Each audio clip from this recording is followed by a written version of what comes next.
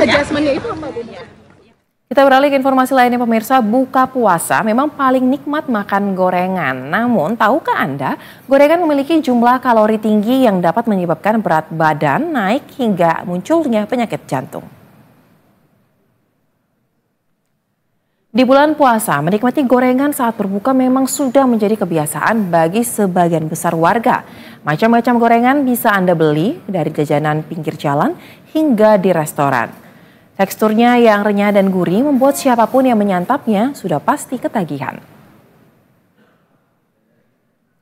Yang pertama pemirsa, ada piscok atau pisang coklat yang memiliki 179 kalori. Kemudian tahu isi dengan jumlah 134 kalori, bakwan 137 kalori, tempe goreng tepung dengan 71 kalori, dan risoles 96 kalori.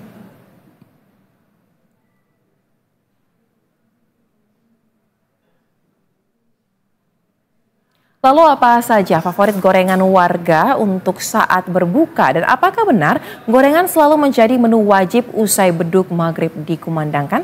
Berikut komentar warga. Wajib. Kenapa tuh? Ya karena kalau nggak ada gorengan kayak kurang aja gitu. Nggak biasa makan nasi juga kalau buka puasa mah. Kalau gorengan sih biasanya 2 hari sekali, nggak mesti wajib. Gorengannya tempe goreng, bakwan, yang gitu-gitulah yang biasa. Kadang aku masak sendiri sih, lebih sering masak sendiri. Sebenarnya enggak sih kalau misalkan sekarang, karena aku sama suami udah sudah mengurangi gorengan. Jadi kita beralih ke yang menu sehat lah. Sekarang udah di menunya buah-buahan sama paling air kelapa, itu pun kalau misalkan mau gorengan nggak banyak-banyak sih. Biasanya gorengannya risol ya, yang dalamnya isi sayur itu. Kalau suami sukanya itu, kalau saya sukanya yang mayones sih, paling itu aja. Lalu pemirsa, apakah menyantap gorengan saat berbuka maupun sahur baik untuk kesehatan? Untuk membahas terkait dengan hal ini kita sudah terhubung melalui sambungan virtual dengan Dr. Putri Sakti Dwi Permanasari, dokter spesialis gizi. Halo, selamat siang Dr. Putri, apa kabar? Halo, selamat siang Kak Soza. Alhamdulillah baik. Baik, Kak Soza.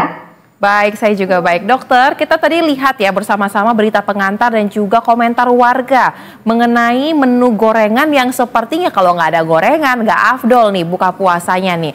Nah, lantas bahaya nggak sih dok sebenarnya ketika setelah berpuasa seharian yang kita makan pertama selain minum ya tentunya adalah gorengan. Seperti apa sih dok? Baik. Pertama kita harus ingat bahwa ketika kita berpuasa lebih dari 12 jam, maka pencernaan kita ini kan sudah beristirahat cukup lama.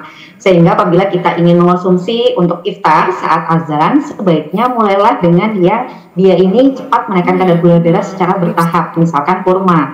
Kalau gorengan, dia ini kan selain kalorinya tinggi juga cukup berat ya, sehingga ini khawatirnya akan mengganggu di pencernaan kita, sehingga justru akan memicu gangguan-gangguan selanjutnya nih, asam lambungnya jadi meningkat, pola tidurnya jadi terganggu, bahkan efek dari puasa yang harusnya bisa menurunkan berat badan juga bisa terganggu. Salah satunya jadi peningkatan berat badan di bulan puasa. Wow, berarti banyak sekali hal-hal yang sebenarnya bisa terjadi dan ini mengarah ke dampak negatif ya dokter jika terlalu banyak mengkonsumsi gorengan tadi. Tetapi kan tadi kita simak juga kalau nggak ada gorengan rasanya nggak afdol, minimal ya 1, 2, atau 3 lah gitu. Nah, ada tips dan trik nggak mungkin dokter kalau misalnya memang kepengen banget makan gorengan ketika saat berbuka, apa yang harus dikonsumsi lebih dahulu atau melakukan apa dulu mungkin, atau mungkin jumlahnya dikurangi sampai dengan berapa mungkin dokter agar tetap dalam kategori yang batas aman? Baik, pastinya setelah iftar kita upayakan berbuka dengan cairan terlebih dahulu. Kalau memungkinkan ada kurma, kita upayakan dengan kurma, kemudian kita sholat maghrib dulu. Sesekali kalau misalnya kita tetap ingin gorengan, yang penting kuncinya adalah mindful, baik dari segi porsi atau frekuensi. Misalkan tadi ya, daripada setiap hari mengonsumsi gorengan, alangkah baiknya apabila 1 minggu ini antara 2 sampai 3 gorengan. Baru nanti yang lainnya diubah di variasi-variasi yang lainnya. Dan untuk gorengan pun, kalau saya pribadi biasanya upayakan untuk kita mengolah sendiri. Kenapa? Kan kalau mengolah sendiri, kita lebih bisa memaksimalkan jenisnya. Utamakan yang pilihannya ini tinggi protein. Contohnya, misalkan kita kalau di bakwan, kalau saya biasanya menambahkan telur di sana. Terus kemudian juga tepungnya saya minimalisir. Yang kedua, biasanya tahu atau tempe itu lumayan bisa menjadi salah satu variasi untuk gorengan takjil yang kita pilih dibandingkan misalkan gorengan risol yang lebih banyak tepungnya, kemudian lebih banyak lemaknya dibandingkan komposisi dari protein yang bisa membantu juga untuk menyehatkan kita selama bulan puasa. Baik, tapi memang ya terkait dengan gorengan ini kalau bisa membuat sendiri kenapa enggak? Karena tentu dari segi bahan yang digunakan juga akan lebih baik untuk kesehatan. Lantas dokter, apakah ada rekomendasi nggak kira-kira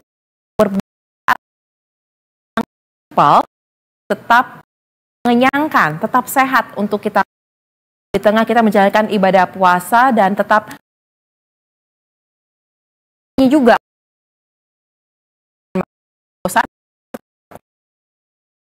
baik, yang pertama kita harus mengingat bahwa yang kita konsumsi ini sebaiknya padat nutrisi ya, terutama yang biasanya mengenyangkan lebih lama atau yang satiety score-nya itu cukup tinggi itu adalah tinggi serat dan juga tinggi protein.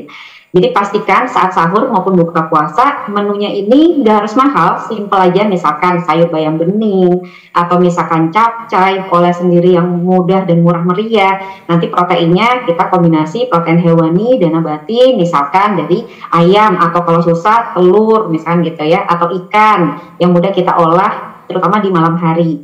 Paling tidak kita bisa membantu agar kenyangnya itu lebih lama dengan salah satunya mulai mengurangi karbohidrat yang berlebih seperti misalkan nasi putih. Karena nasi putih ini gula darah kita akan lebih gampang naik dan juga lebih gampang turun. Sehingga efek untuk lebih gampang lapar di jam-jam selanjutnya itu akan lebih besar dibanding kalau kita lebih mudah ya seratnya lebih tinggi. Tetapi sebetulnya secara penelitian nasi putih ini bisa juga nih kita bikin tipsnya gitu ya. Misalkan kita setelah matang dari misalkan saat buka kita masukkan ke kulkas. Nah besoknya baru kita kukus ulang sejenak. Maka akan membantu kita juga saat sahur tetap bisa mengonsumsi nasi putih tapi seratnya meningkat gitu ya. Sehingga indeks glikemiknya akan lebih bisa menjaga kontrol gula darah kita. Baik, terakhir dokter, orang kan banyak nih yang sekarang memiliki sakit mah. Nah, apa mungkin saran dari dokter untuk dapat tetap menjalankan ibadah puasa dengan kondisi yang fit? Apa yang harus paling diperhatikan untuk orang-orang dengan riwayat sakit mah tersebut? Baik, yang pertama pastikan konsultasikan dulu kepada dokter yang merawat. Karena derajat keberatan dari suatu penyakit itu berbeda-beda. Kalau misalkan memang dokternya ini membolehkan untuk berpuasa, maka kuncinya adalah tidak skip salah satu dari entah itu sahur atau buka puasa. Jadi tetap mengonsumsi kedua jendela makan tersebut. Kemudian yang kedua, komposisinya tadi ya, tinggi serat dan tinggi protein, sehingga bisa mengenyangkan lebih lama. Tetapi khusus untuk sahur, ini ada catatan khusus. Baiknya tidak mengonsumsi makanan-makanan yang bisa meningkatkan gas atau asam lambung. Misalkan yang terlalu tinggi minyak, kemudian yang pedas, kecut, atau yang sayur, atau misalkan buah yang tipikalnya itu bisa meningkatkan gas. Contohnya misalkan sahur pakai brokoli, kembang kol, atau jamur. Nah kita pindahkan di saat buka puasa. Seperti teh atau kopi. Baik, terima kasih Dokter Putri untuk sharingnya. Semoga hal ini dapat menjadi perhatian juga ya bagi masyarakat kita dalam menjalankan ibadah puasa. Salam sehat dokter. Salam sehat, Mas Oza.